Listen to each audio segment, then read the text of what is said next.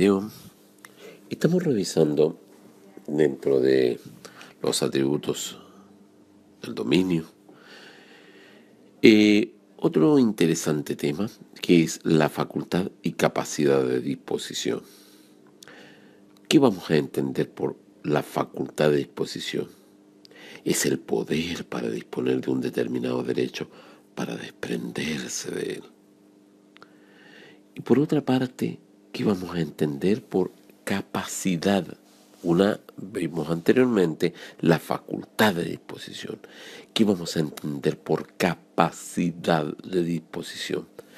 Es la aptitud legal para disponer de un derecho libremente, sin el ministerio o la utilización de otro. Es la capacidad de ejercicio. Esto lo vemos en el 1445, inciso segundo, como lo vimos en nuestros primeros videos. Por otra parte, hay ciertos requisitos para que la disposición de una cosa produzca pleno efecto. Por ejemplo, el que dispone debe ser titular del derecho de que dispone, como lo vemos acá en este esquema. El que dispone debe tener capacidad de ejercicio. Por otra parte, el derecho de que se dispone debe ser apto para que su titular se desprenda de él. Por ejemplo, no es apto el derecho de uso para que el titular lo enajene a un tercero. ¿Ya? Entonces, en resumidas cuentas, tal como vemos acá en el esquema, el que dispone debe ser titular del derecho de que dispone. El que dispone debe tener capacidad de ejercicio. El derecho de que se dispone debe ser apto para que su titular se desprenda de él. Por ejemplo, no es apto el derecho de uso para que el titular lo enajene a un tercero. Veamos este otro aspecto importante, la renunciabilidad de la capacidad de disposición. Hay una serie de disposiciones en nuestro código que desconocen el valor o los efectos de las cláusulas de no enajenar.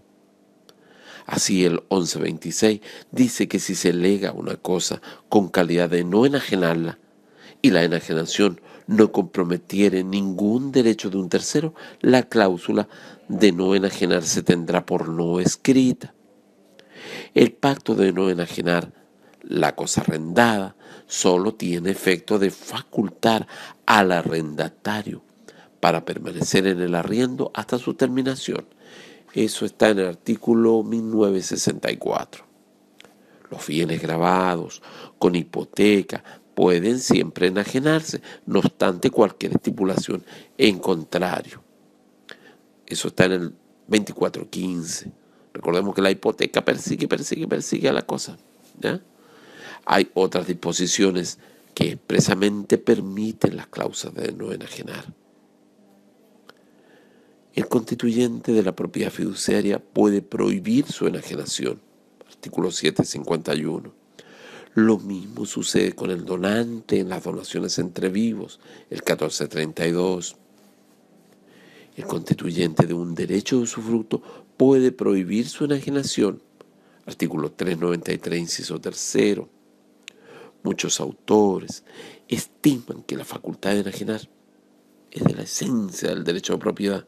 Creen en consecuencia que las normas que la establecen son de orden público y por consiguiente los pactos en que se renuncia a ella adolecen de nulidad absoluta, salvo que la ley los permita. ¿Ya? En este tema ya está en los exámenes, por lo menos en mi experiencia no me tocó el día que hice el capítulo de los bienes, ni tampoco en el examen de grado, ni tampoco en exámenes anuales, pero de todas maneras vale citarla. Para los autores a que nos estamos refiriendo, las cláusulas de no enajenar adolecen de objeto ilícito y son nulas absolutamente, ¿ya? Por contravenir normas de orden público, particularmente la del 582 y del 1810. Para otros autores, las cláusulas de no enajenar son válidas, salvo que la ley las prohíba por las razones siguientes. ¿Cuáles? Porque en derecho privado puede hacerse todo lo que no está prohibido por la ley.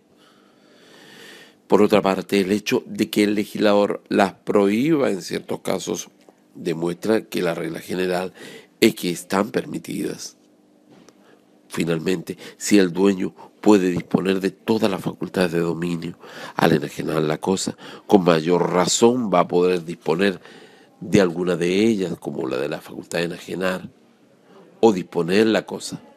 Que lo más puede, puede lo menos. Recordemos esa frase cliché, quien puede lo más, puede lo menos. De todas maneras, digo frase cliché y perdónenme los profesores de muchos años, no se habla así, es una locución, una interpretación, pero trato de hacer estos videos lo más amigable posible. El reglamento del conservador de bienes raíces lo establece en el artículo 53, número 3, que puede inscribirse toda prohibición referente a inmuebles, sea convencional, legal o judicial, que entrave de cualquier modo el libre ejercicio del derecho de enajenar. Para estos autores en general, la contravención a la prohibición de enajenar pactada en un contrato constituye la infracción de una obligación de no hacer, cuyo incumplimiento se resuelve en indemnizar los perjuicios conforme a lo que prescribe el 1555. A pesar de que encontramos que ambas posiciones tienen argumentos valederos, y siguiendo al profesor Fernando Rosafial, nos inclinamos por la de los que piensan que las cláusulas de no enajenar pueden estipularse cuando la ley en principio no las ha prohibido, y que su infracción se traduce en la indemnización de un perjuicio por haberse incumplido una obligación de no hacer. Tal vez redondeando o aclarando un poco, ¿ya? Y siguiendo, como digo, al profesor Fernando Rosafial, porque puede haber una posición distinta, por eso especifico a qué autor me refiero. Nos inclinamos por la de los que piensan que las cláusulas de no enajenar pueden estipularse cuando la ley no las ha prohibido, y que su infracción se traduce en la de indemnizar perjuicio por haberse incumplido una obligación de no hacer. ¿Cuál era la obligación de no hacer? Enajenar, no enajenar, ¿ya? Así que es bien importante este tema porque en qué momento sería posible o no sería posible, cuál sería la posición que podríamos adoptar.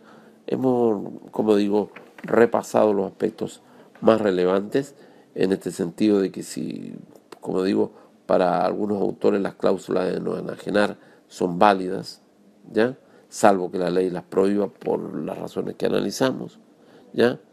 Para estos autores, la contravención a la prohibición de enajenar pactada en un contrato constituye una infracción de una obligación de no hacer, cuyo incumplimiento se resuelve a indemnizar los perjuicios conforme al 1555. Esa es una posición, ¿ya? Pero como digo, hay autores que estiman que la facultad de enajenar es de la esencia del derecho de propiedad, creen en consecuencia que las normas que las establecen son de orden público y por consiguiente los pactos en que se renuncia a ella adolecen de nulidad absoluta, ¿ya? A menos que la ley los permita. Entonces ellos argumentan, por ejemplo, haciendo ver el mensaje del código, así lo da a entender, agregan que si fueran válidos estos pactos, el legislador no habría tenido que permitirlos en algunos casos, ¿ya? Entonces, redondeando, esas son las ideas principales que vemos en este cuadro.